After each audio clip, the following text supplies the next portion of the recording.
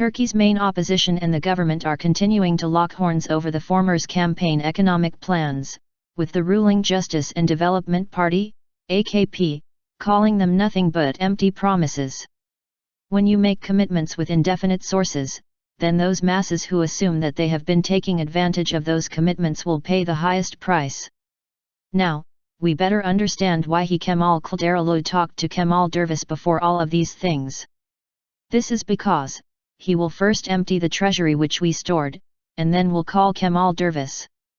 Together with him, he will make the calculation on how we will beg before the IMF, Prime Minister Ahmet Davutoğlu said April 21. The Republican People's Party's, CHP, election manifesto was read out by Kılıçdaroğlu at a grand gathering on April 19. Yet, the issue concerning Derviş, a former UN Development Program chief and well-known economist, dates back to late March. At the time, at a meeting with Kılıçdaroğlu, Derviş promised to join the CHP and serve as deputy prime minister responsible for economics if the Social Democrats come to power.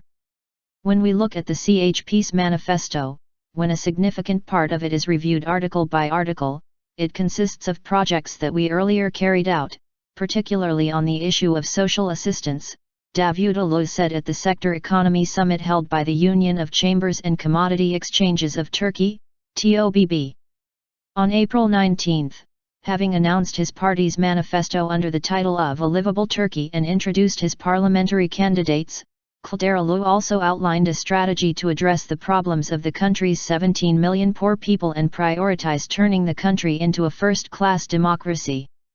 Since then, a hot debate between the CHP and the AKP over feasibility of the former's plans has been continuing, with a considerable number of observers maintaining that it was a rare moment in which the CHP which set the agenda, rather than the AKP or its founding leader, President Recep Tayyip Erdoğan.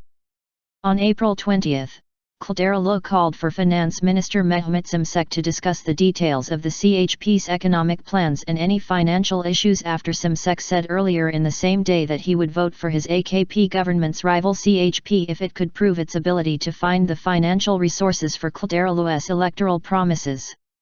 Şimşek responded to the call affirmatively on April 21, saying he was ready to discuss the details of the electoral economic program, which he has found unrealistic, with Kılıçdaroğlu on any platform. I am ready to discuss any financial issue with the head of the CHP, especially the details of their electoral promises, Şimşek said on April 21 in a TV interview on Kanal 24. The CHP just makes empty promises. We have increased the opportunities for the minimum wage and we want to increase them more. If the CHP tries to realize its promises about them, either they will lose their jobs or become informal workers, he said. The CHP said the minimum wage will be increased to 1,500 Turkish liras if the party wins the coming elections and governs the country. Şimşek claimed the makers of the plan were far removed from reality and were not aware of Turkey's financial realities. He said the CHP needed to understand finances more, claiming the country saw one of its best budget performances during his ministerial term.